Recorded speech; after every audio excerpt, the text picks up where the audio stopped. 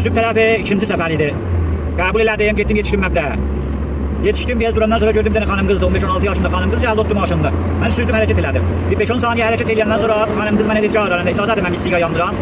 Mən bir aynadan buna baxdım, dedim, bax qız nədir, siqar çəkdi nədir? Dedi, çəkirəm, icazə verirsən, mən yandırım. Mən bir söz demədim. Dedim, çək, müşkül yox, fəqət külün ateşiyə. Bu siqarın yandırdı. Əvvəl poça heç, ikinci poçta gördüm, siqar əvəzinə bir ayrı iyi gəlirdi. Saxladım, dedim, xanım, sənin bu siqarın siqardır ya çədənədir? Dedi, bir az çədənə qatmışam içində. Dedim, xanım, yeri tapılmadım bu çədənəni çəkməyə, mənim maşınımda çəkərdi. Aran, nə imkan olsa xahiş edirəm, bir vaxtda qalmışam, gedirəm işə. Sən gedə-gedə mən bu siqarımı çəkim. Mən bir söz demədim, dedim, çək bizim şansımızdandır. Sözüm buna gəlir, xanıvadələrdən, əziz xanıvadələrdən. Uşaqlarınızdan çox müğayət olun, məxsusən təzə yetirmə cavanlarınızdan çox müğayət olun. Bu çədənə həşiş cavanlardan çox mod olubdur. Əxirən, yəni, əksər cavanlar hamısı indi çədənə həşiş çəkirlər. Tavsiyə edirəm uşaqlarınızdan çox müğayət olun. Kommentelerde yazın, siz mənim yerim olsaydınız nə edərdiniz? Yendirərdiniz aşağı, ya siz də dinməzdiniz, icazə verərdiniz çəkə. Mən ki məcbur oldum, icazə verdim çəkə.